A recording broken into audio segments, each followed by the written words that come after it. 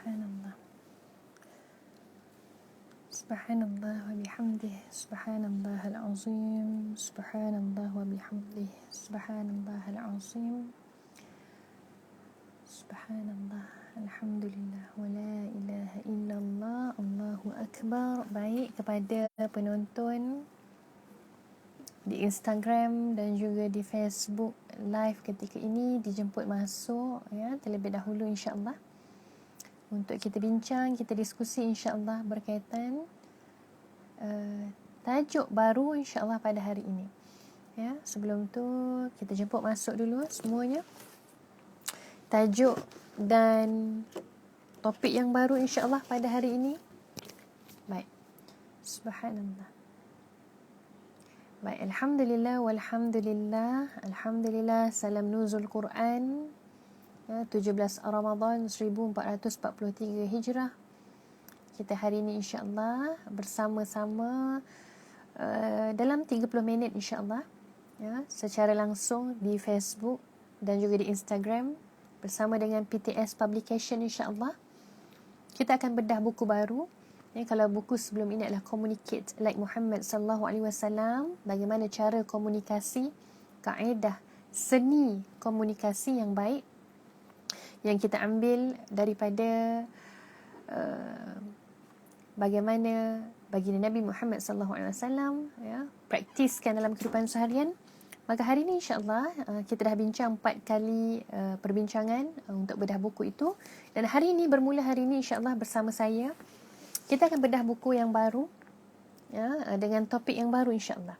Jadi yang berada di Instagram jemput masuk dan juga di Facebook insya-Allah jemput masuk. Ya, maaf di atas kelewatan sedikit.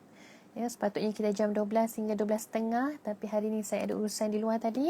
Ya, ala kulli hal insya-Allah.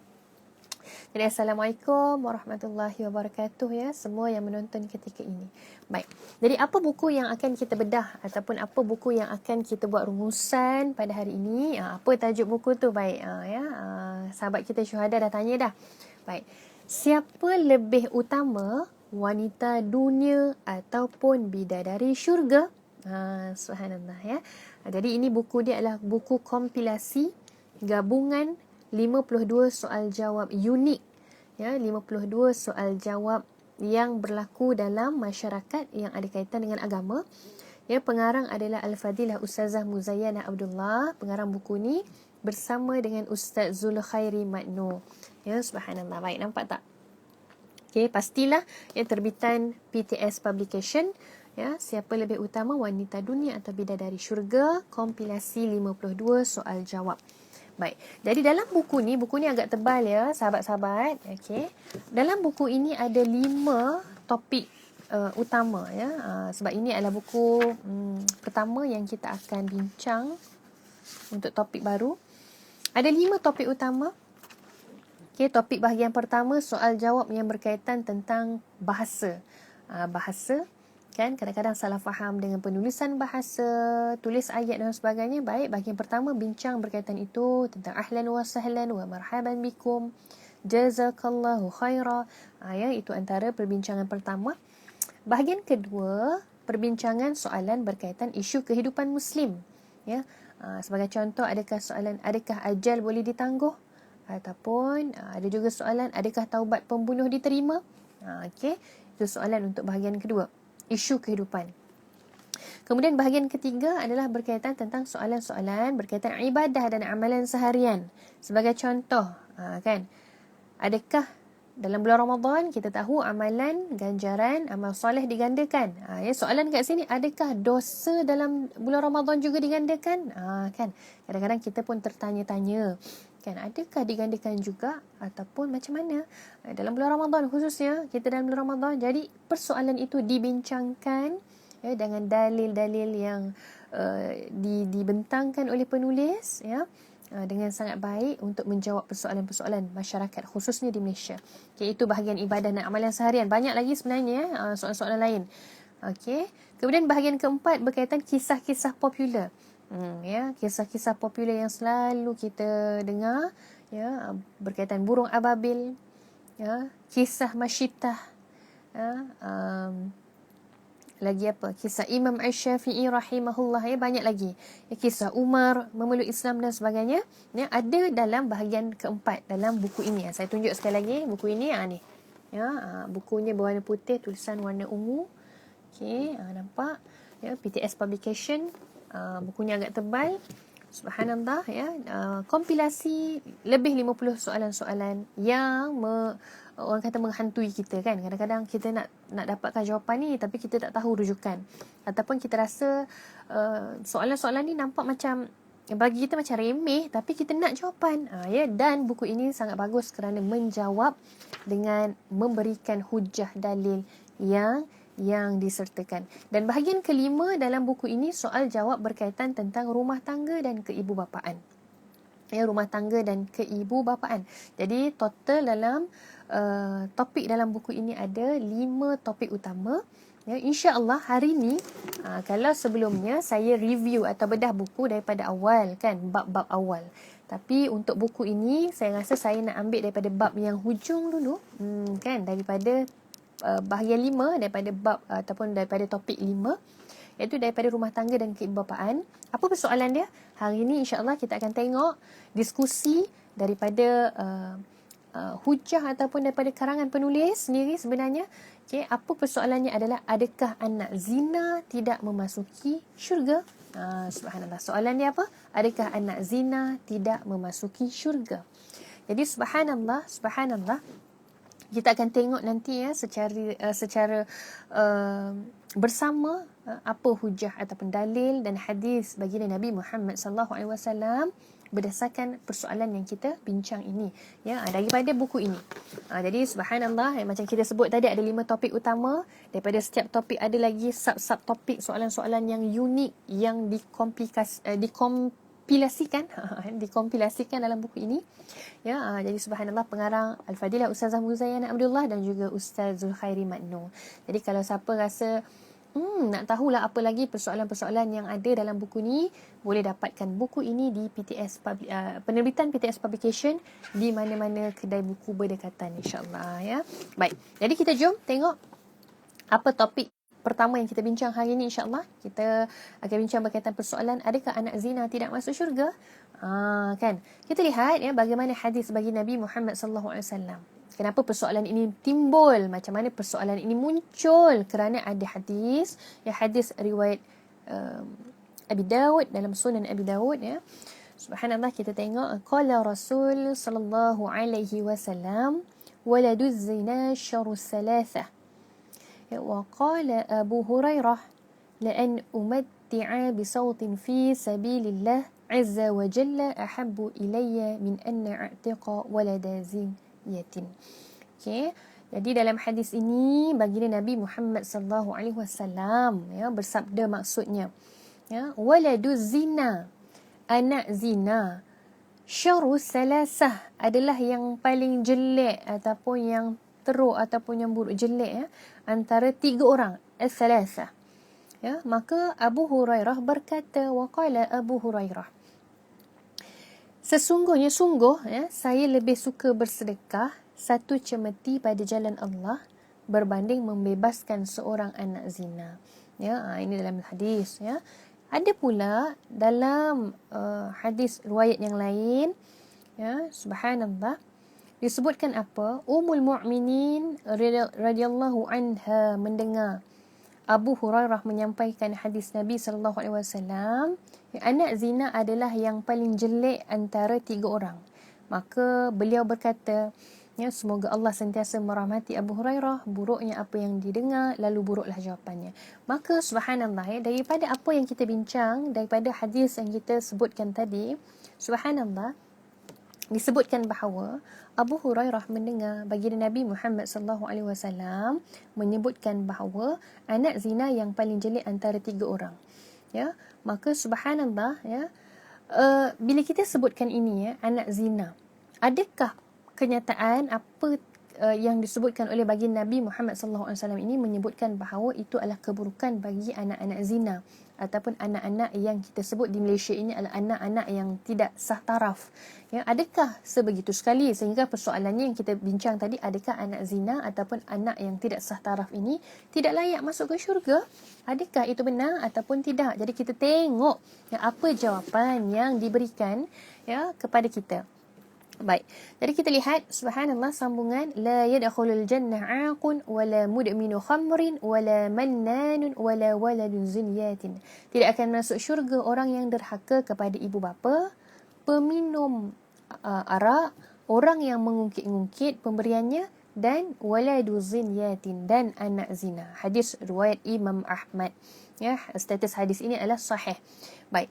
Jadi kita nak tengok ya, adakah hadis yang kita sebut tadi ya, la yadkhulul jannah, tidak masuk syurga, antara yang disebut waladu zinyatin ataupun anak zina ini, adakah mengikut kefahaman kita yang betul kita faham, oh itulah ni kita ambil secara orang kata secara surface, secara atas saja, ya, secara selapis saja maksudnya, ataupun kita nak faham dengan lebih lanjut lagi. Ya, sebab itu kita tengok apa yang disebutkan dalam kitab ini menurut kata-kata ataupun beberapa pandangan daripada ulama tafsir, ya, berkaitan tentang perbahasan ataupun isu ini. Ya, maka kita lihat yang pertama, ya, kenapa disebutkan ada keburukan, 3 keburukan, 3 kejelekan pada anak zina ataupun anak tidak sah taraf ini?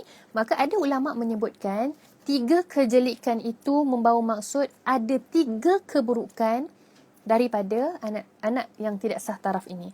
Ya, maksudnya bukanlah mereka ni dia saja buruk, tidak. Tetapi disebabkan asbab itu ada 3 keburukan yang lain. Apa antaranya? Iaitu disebutkan di sini adalah yang pertama, kerana benihnya bukanlah daripada benih yang halal, ya. Anak-anak yang tidak sah taraf ini bukan daripada hasil yang halal, hubungan yang halal.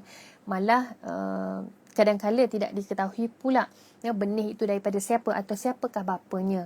Keburukan yang pertama, ya, benih yang tidak halal. Yang kedua, dia tidak boleh dibinkan ataupun diletakkan dengan nama bapanya ataupun nama lelaki yang menyebabkan dia, ibunya, dia dilahirkan, ya, ataupun kita kata lelaki yang menyebabkan ataupun lelaki yang berzina ini, ya, dengan ibunya, ya. Maka ini kita tengok, ini yang kedua. Dan yang ketiga, kelahirannya dipandang hina oleh masyarakat dan dipelekeh-lekeh. Maka ulama kata 3 kejelekan yang ada disebut dalam hadis baginda Nabi Muhammad SAW berkaitan tentang anak tidak sah taraf ini boleh ditafsir, boleh diterjemah, boleh difahamkan, iaitu 3 keburukan itu adalah kerana perkara-perkara tadi. Benih yang daripada tidak halal, yang tidak boleh dibinkan kepada ayahnya, dan juga kerana dipandang hina oleh masyarakat. Jadi keburukan-keburukan itu.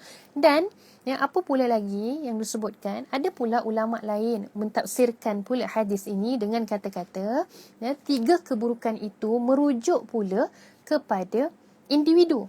Kan kalau tadi 3 keburukan yang awal tadi merujuk kepada perkara-perkara yang menjadi punca, kan, menjadi penyebab, menjadi kesan. Tetapi 3 yang buruk tadi menurut ulama yang lain ataupun ditafsirkan adalah 3 orang. Iaitu 3 orang apa tadi? Yang pertama adalah lelaki yang berzina, orang lelaki yang menjadi punca benih tadi. Yang kedua, perempuan yang berzina, ibu kepada anak tidak sah taraf ini. Dan yang ketiga pula hasil daripada anak yang dizinakan tadi, ya. Hasil anak tidak sah taraf ini, ya. 3 keburukan. Maksudnya di sini kerana perbuatan zina tadi menyebabkan 3 keburukan. Kerana perbuatan yang haram, yang zina tadi menyebabkan 3 keburukan terhasil, ya, daripada 3 tadi itu. Dan kalau kita tahu, ya, antara 3 tadi, bapa ataupun lelaki yang menjadi punca, perempuan, wanita yang menjadi punca, dan lahirlah anak luar nikah ataupun anak tak sah taraf ataupun anak zina ini. Maka daripada ketiga-tiga tadi, yang ketiga, anak yang tidak sah taraf ataupun anak zina itulah selalunya menjadi mangsa yang paling teruk. Kan? Sebab kita tengok menjadi mangsa yang paling teruk, akan dikeji oleh masyarakat, yang selama hidupnya akan dipandang hina dan dipandang rendah. Adakah itu yang kita nak belajar daripada topik ini? Tidak. Kan?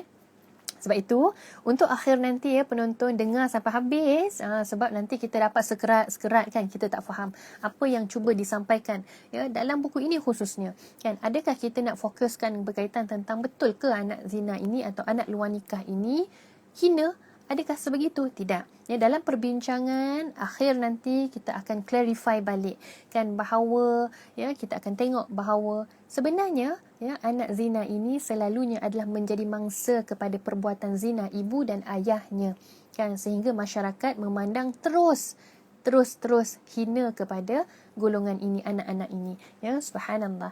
Jadi masya-Allah ya, kalaulah kita ketika ini ya berada dalam komuniti yang mungkin ya ada jiran-jiran tetangga ataupun mungkin ada kaum kerabat yang terdekat dan mungkin sebagainya yang pernah terlanjur melakukan dosa ini dan mereka dah bertaubat pun dan menghasilkan anak luar nikah ini ataupun anak zina ataupun anak tidak sah taraf ini, apa yang kita nak belajar atau kita ambil adalah ya anak tadi adalah tidak salah sama sekali, kan?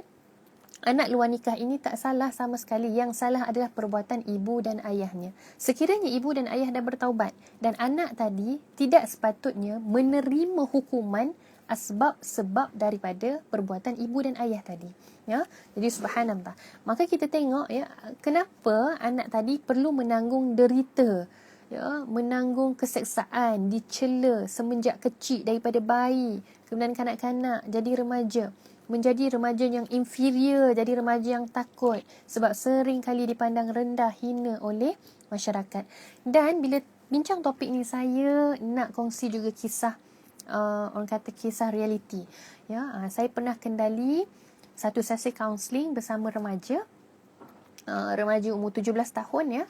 Jadi bila kita umur 17 tahun, kita tahulah kita ada proses-proses macam lebih detail kan untuk peperiksaan SPM dan sebagainya. Maka cikgu perlu kumpul maklumat-maklumat peribadi pelajar kan, untuk diberikan kepada bahagian Kementerian Pendidikan dan sebagainya untuk diurus untuk peperiksaan besar itu SPM. Maka bila saya buat sesi kaunseling ya dengan remaja ni, ya mula-mula isu dia datang rujuk pada kaunselor adalah untuk merujuk isu-isu contoh tak boleh tidur malam, susah fokus untuk study, nak SPM dan sebagainya. Tapi itu sesi pertama lah kan, dia cakap itu isu dia yang sedang dia tanggung. Tapi rupa-rupanya ya tuan-puan muslimat, sahabat-sahabat sekalian, apa yang bila kita saya dah deal dengan isu dia, ya sesi dia dah berjalan dan sesi yang kedua saya perhatikan rupa-rupanya itu bukanlah masalah utama yang dia sedang tanggung. Ya subhanallah. Dia susah tidur, tak fokus. Rupa-rupanya ada isu lain yang lebih besar yang sedang dia tanggung dan dia takut. Apa dia? Ya, bila saya gali-gali, kita korek-korek isu, ya, bagi dia meluah, bagi dia berkongsi, rupa-rupanya apa yang berlaku, dia kata bila cikgu minta maklumat ya peribadi secara detail untuk diserahkan dan sebagainya, ya IC penjaga dan sebagainya kan, kad pengenalan dan sebagainya, maka rupa-rupanya barulah dia pun baru macam seolah-olah macam baru tersedar perkara ini ya selepas umur 17 tahun. Tengok umur 17 tahun dah ni ya. Apa dia, nama dia di IC, di kad pengenalan tidak sama, dibinkan ya, tak sama dengan macam nama asal dia. Ya subhanallah. Sebab itu ya bila kita kaji-kaji rupa-rupanya dia adalah anak luar nikah. Ya, jadi tengok ya kesan psikologi dia, kesan mental dia, kesan emosi dia berpanjangan. Sebab itu saya sebutkan pada anak tadi ataupun pada remaja yang menjalani sesi kaunseling tadi, saya kata tidak, ini bukan salah dia kan, bukan salah dia. Dan kalau itu pun salah ibu dan ayah dia, ataupun kita tak tahulah ayah dia yang sekarang ataupun yang kita kata lelaki yang menjadi punca tadi ya, kita kata kalau lah sekiranya mereka dah bertaubat pun kan, Allah dah Maha Pengampun, Allah mengampunkan. Dan sekarang ni kita kena fokus pada dia. Jadi isu dia sekarang ni dia jadi macam takut, malu-malu, dia takut-takut sebab kawan-kawan pula tanya, kenapa nama ayah tak sama dengan nama yang sebenar, dengan nama IC contoh begitu kan. Sampai begitu sekali dengan nama surat beranak nama lain-lain. Jadi hal-hal inilah sebenarnya kan, anak-anak jadi makin takut, remaja tadi jadi makin lagi terpencil, dia risau, dia takut dengan kata-kata daripada kawan-kawan, cikgu-cikgu, sekolah dan sebagainya. Sebab itu subhanallah, apa kita nak tekankan daripada persoalan yang kita bincang daripada buku ini. Okay, sekali lagi saya sebut, siapa yang baru bersama kita dalam live di Facebook dan Instagram, kita sekarang sedang bedah buku ya, kompilasi 52 soal jawab unik yang ada yang berkaitan dalam masyarakat kita berkaitan agama ya. So tajuk hari ini ada 5 tajuk utama dalam buku ni. Saya ambil tajuk last dulu yang berkaitan kekeluargaan. So berkaitan kekeluargaan, subtopik dia hari ni kita bincang adalah soalan apa? Adakah anak zina tidak layak masuk syurga? Ya, tidak memasuki syurga. Jadi kita pun dah bincang tentang hadis dan sebagainya, dan ulama pun dah membincangkan, membahaskan, memberikan tafsiran berkaitan hadis tadi. Sebab itu kita nak tengok bagaimana. Contoh lagi kita lihat dalam sambungan dalam buku ini, kita lihat bagaimana dalam Al-Quran, dalam surah Al-An'am ayat 164, Allah berfirman, wala taziru waziratu wizra ukhra. Maksudnya, dan seseorang yang boleh memikul dan tidak akan memikul dosa yang dilakukan oleh orang lain. Maka ulama memberikan perbahasan untuk menjawab kekeliruan, salah faham daripada siapa? Masyarakat lah, kita lah, orang awam, netizen warga awam ni. Adakah betul anak luar nikah ini tidak layak masuk syurga? Kerana dia ni anak luar nikah, dia ini daripada benih yang tidak halal. Maka kita tengok bagaimana ulama ataupun penulis juga dipertanggungjawabkan ke atas diri kita.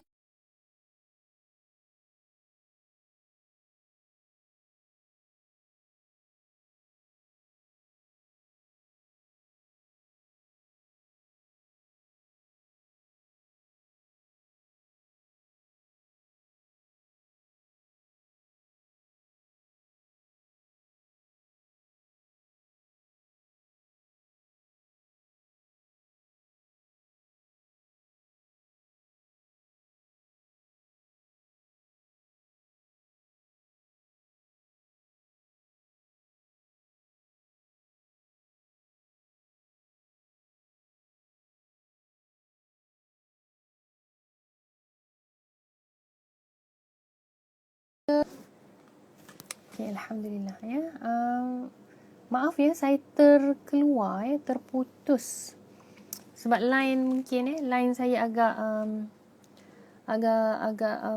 tidak stabil Boleh tak Akmal Ruslina, Rizwan Ismail, boleh tak bagi feedback?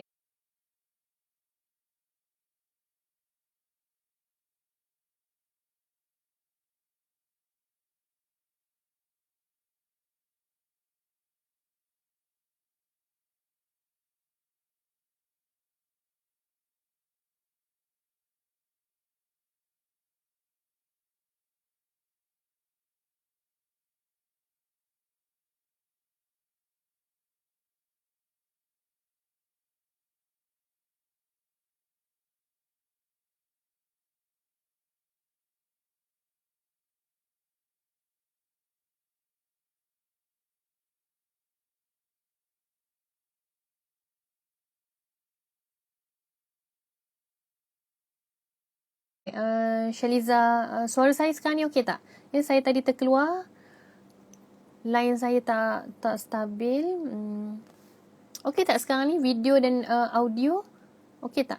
Sebelum kita sambung sikit lagi perbincangan kita berkaitan apa soalan unik yang sering dipersoalkan ataupun yang sering ditanya oleh masyarakat, dijawab oleh penulis kita. Okey, suara clear. Okay, thank you Rizwan, thank you Farah Liana, insyaAllah. Okay, thank you. Okay, line tadi terputus. Baik, kita sambung sikit lagi bagaimana disebutkan dalam kitab disebutkan bahawa annal insana la yu'akhadhu biha annal insana la yu'akhadhu tidak dihukum disebabkan dosa bijarami ghairih yang dilakukan oleh orang lain. Innal insan, manusia kita ini, orang ni kita ini tidak akan dihukum, tidak akan dipertanggungjawabkan ke atas dosa yang dilakukan oleh orang lain bijarami ghairih, tidak akan. Sebab itu subhanallah, antara lain Al-Baihaqi menyebutkan bergantung kepada sesiapa yang melakukan perbuatan zina seperti kedua bapanya. Maksudnya di sini sekiranya anak yang luar nikah tadi melakukan perbuatan yang sama seperti ibu dan bapanya dulu, maka barulah dia juga dianggap seperti yang disebutkan dalam hadis Nabi adalah buruk dan jelek. Tetapi kalaulah dia lahir, kemudian dia dibesarkan dengan baik, kadang-kadang dibesarkan dengan keluarga angkat, dibesarkan dengan nenek atuk, besar dengan dalam keadaan anak yang baik, maka masyarakat kena take note supaya tidak terus melabel atau mengata atau mengutuk atau mencela. Subhanallah. Dan kita tengok ya untuk akhir ya perbincangan dalam buku ini, subhanallah ya. Sekali lagi saya sebut buku ini adalah mengumpulkan soalan-soalan unik dalam masyarakat. Soalan yang kita bincang hari ini, adakah anak zina tidak boleh masuk syurga? Kita dah bincang dalam hadis tadi bagaimana ulama membincangkan, membahaskan berkaitan hadis juga untuk kita jelas dan faham. Dan apa yang saya suka juga dalam buku ini, setiap habis daripada setiap topik ya ada juga bahagian rumusan. Nampak tak? Saya dah highlight dah ya. Ada bahagian rumusan untuk kita ambil ibrah, ambil pengajaran apa yang boleh kita ambil daripada topik tersebut. Baik, sebelum kita habis ada tiga perkara yang kita boleh take note sama-sama insya-Allah. Ya, kalau ada sahabat-sahabat kita, kalau ada kawan-kawan kerabat kita dan sebagainya, kita boleh motivate dia. Tak apa, yang salah, yang dosa itu adalah yang lampau, kerana perbuatan kesalahan ibu dan ayah yang lepas. Ibu ayah kamu yang lepas, kan? Kamu adalah orang yang lain yang tidak akan menanggung dosa kesalahan ibu dan ayah. Maka kita tengok apa yang 3 perumusan kita nak bincang untuk habis ini. Yang pertama, sesiapa sahaja termasuk anak zina atau anak luar nikah tidak akan menanggung dosa yang dilakukan oleh orang lain. Okey, ini pertama kita dah bincang tadi. Ya, jadi jangan sedih, jangan berputus harap, jangan berputus asa, jangan kita merasakan kehidupan kita ini seolah-olah tidak dihargai kerana orang lain mencaci, mencerca dan sebagainya. Kita rasa kita hina, kita rasa darah yang mengalir pada tubuh kita adalah darah yang hina. Tidak, kita kena sedar bahawa yang pertama, kita sama sekali tidak menanggung dosa-dosa orang lain. Dosa-dosa perbuatan yang lampau oleh ibu dan ayah itu kita tak tanggung. Itu pertama. Yang kedua, apa dia? Anak luar nikah, anak yang tak sah taraf ini juga layak untuk mendapat kedudukan yang sewajarnya dalam masyarakat. Kan, kita lah sebagai masyarakat, kita kena educate balik diri kita dan masyarakat supaya bila kita nampak, kita jumpa anak-anak luar nikah ini, kita tidak terus menghukum dan melabel mereka. Malah mereka juga layak untuk mendapat tempat dalam kalangan masyarakat. Sebagai contoh, katalah anak tu, kita tahu dah anak luar nikah, anak tak sah taraf kan. Tapi bila dia membesar, masukkan dalam sekolah agama, nenek atuk jaga, mungkin ibu yang sekarang pun jaga dengan baik, berikan pendidikan agama, dan akhirnya dia menjadi hufaz, menjadi penghafaz Al-Quran. Maka kalau dalam keadaan itu dia ada ilmu, dia ada kemahiran, maka kenapa tidak untuk memberikan dia tanggungjawab, kedudukan yang sewajarnya dalam masyarakat. Jangan kata, dia tak boleh jadi imam walaupun dia hafaz Al-Quran, walaupun dia sekolah tahfiz sebab dia anak luar nikah. No. Sebab itu inilah yang kita nak clarify balik dalam buku ini, apa yang disebut oleh penulis, oleh Al-Fadilah Ustazah Muzayyana Abdullah, oleh Ustaz Zulkhairi Madnu, berkaitan soalan-soalan yang tipikal yang selalu diulang, ditanya dalam masyarakat. Sebab itu kita nak perbetulkan balik cara pandang, cara fikir kita, insya-Allah.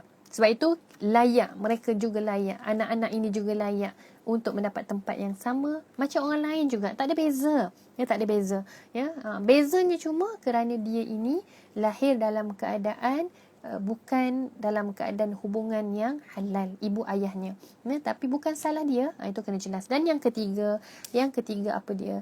Anak zina ini lebih jelek atau buruk berbanding ibu bapa mereka adalah gambaran kepada apa? Yang pertama adalah kerana gambaran nasib malang yang menimpa anak-anak ini. Ulama kata, kenapa disebutkan anak zina ini buruk, anak zina ini jelek? Kerana memberi gambaran bahawa anak zina ini sepanjang hidupnya daripada bayi kecil sehingga dewasa, sehingga besar, sehingga nak berkahwin pun, kalau wanita, kalau perempuan kan, contoh nak berkahwin, nak cari wali dan sebagainya, ketika itulah akan adanya konflik-konflik yang pelbagai. Kan? Sebab itulah nasib mereka sentiasa seolah-olah kita kata malang ataupun sentiasa dianggap dan dipandang buruk oleh setiap masyarakat. Dan yang kedua adalah sebagai amaran daripada hadis yang kita bincang awal tadi, sebagai amaran kepada sesiapa sahaja yang ada keinginan untuk melakukan zina, jangan sampai menyusahkan anak yang bakal lahir itu. Kerana kita tahu yang dapat kesan dalam tajuk topik yang kita bincang sekarang ni, kita nak highlight apa? Yang akan mendapat kesan yang besar itu adalah anak-anak itu. Sedangkan anak-anak itu tak bersalah, anak-anak itu tak ada dosa, anak-anak itu lahir seperti anak-anak yang lain juga. Fitrah yang suci. Tapi apa? Tapi kita lah ya, kerana sebab-sebab yang tertentulah ya, kesalahan-kesalahan, keterlanjuran orang-orang tertentulah yang menyebabkan anak-anak generasi yang akan datang ini terus dan terus dipandang hina oleh masyarakat, sedangkan subhanallah mereka juga berhak untuk hidup macam orang lain. Ya, sebab itulah bila macam saya sebut tadi kan, kisah realiti yang berlaku itu baru satu kisah kan, remaja umur 17 tahun yang mula rasa inferior, rasa takut-takut, rasa malu, tak ada rasa tidak ada harga diri dan sebagainya. Ya, maka inilah antara kesan-kesan yang akan mereka lalui oleh anak-anak luar nikah ataupun anak tidak sah taraf ini. Kita sebagai keluarga terdekat ataupun sebagai rakan-rakan ataupun sebagai masyarakat sendiri ya, perlulah untuk membantu, memberikan sokongan, sebab kita tahu yang salah itu bukan dia ya, yang salah itu adalah kisah silam ibu dan ayahnya, tetapi kita perlulah bantu dengan memberikan sokongan, support system, tidak sekali mempelekehkan dirinya ya, supaya apa, supaya dia boleh menjadi lebih baik insya-Allah akan datang. Wallahu alam. Jadi ini perbincangan kita ya, untuk hari yang keberapa ya, kelima insya-Allah, saya bersama dengan PTS Publication ya. Ini buku baru yang kita bincang hari ini dengan topik yang baru insya-Allah ya. Alhamdulillah, terima kasih semua yang bersama ya. Salam Nuzul Quran 17 Ramadan 1443 Hijrah saya ucapkan kepada seluruh yang menonton ya. InsyaAllah moga-moga kita dah berada dalam fasa-fasa pertengahan Ramadan, teruskan kita bersegera mengejar apa sahaja perkara yang boleh menjadikan kita terus melakukan perkara kebaikan dan amal soleh insya-Allah. Jadi jom teruskan bersama PTS Publication, buku PTS, Instagram Live ya. Esok masih lagi ada perbincangan dengan tajuk buku yang sama ya, dengan buku yang sama insya-Allah, dengan subtopik yang lain. Apa persoalan lain yang akan kita bincang, apa diskusi lain yang akan kita kupas insya-Allah ya, persoalan yang mungkin kita pun pernah bertanya, pernah kita kata pernah nak dapat jawapan tapi tak dapat jawapan, mungkin buku ini ada jawapannya insya-Allah ya. Jadi kalau sesiapa nak lebih lanjut, sebab kita akan diskusi hanya 4 topik ya, kita ada lagi 3 hari insya-Allah untuk diskusi buku ini ya. Jadi siapa yang rasa nak tahu apa lagi soalan-soalan yang ada dalam buku ini ya, banyak ya, jadi boleh dapatkan buku ini di kedai buku yang berdekatan insya-Allah. Jadi alhamdulillah, terima kasih semua. Salam Nuzul Quran, Ramadan Karim. Insya-Allah jumpa lagi esok jam 12 hingga 12.30 insya-Allah, 30 minit kita bersama. Ramadan, bulan membaca insya-Allah. Dan jumpa lagi, maaf salah silap, jumpa lagi. Assalamualaikum warahmatullahi wabarakatuh.